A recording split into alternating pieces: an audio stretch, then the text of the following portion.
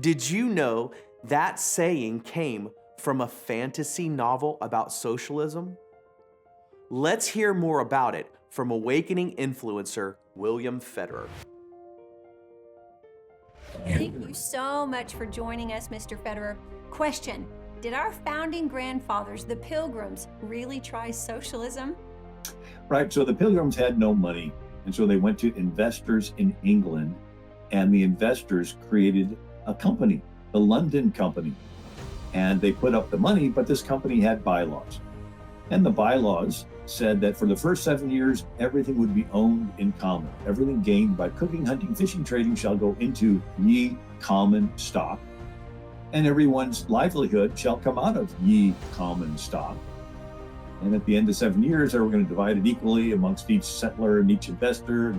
And the pilgrims tried it and almost starved to death. And William Bradford said that the idea of everything going into one common stock was this plan of communal service, which was tried by good and honest men, shows the emptiness of the theory of Plato, that the owning of things in community would make people happy as if they were wiser than God. He says that the young man objected to doing twice as much work as the old guy, but got paid the same. And the old guy objected to having to be classed in labor with the young and humbler ones and considered it a dishonor. And the women objected to having to wash other men's clothes. and nobody wanted to hunt, to farm. And so after starving through a couple of winters, William Bradford said that they came up with a fitter plan. Each family was assigned a parcel of land. This made all hands more industrious. The women now went willingly into the field and took their little ones with them to plant corn, while before they would allege weakness, and to have compelled them would have been thought great oppression. Right? So they tried this, hey, let's all own it together.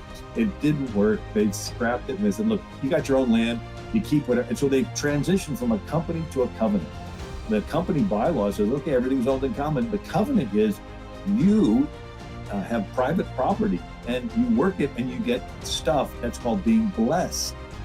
And then you can be moved upon to give away some of your stuff. That's called charity.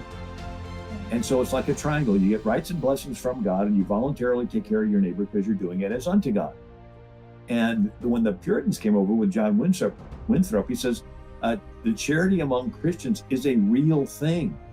And he says, we must labor together. We must suffer together. We must work together. The God of Israel will be among us. And so this is the idea that we're individuals in covenant with each other. It's not socialism where the government takes your stuff and redistributes it based on some bylaws.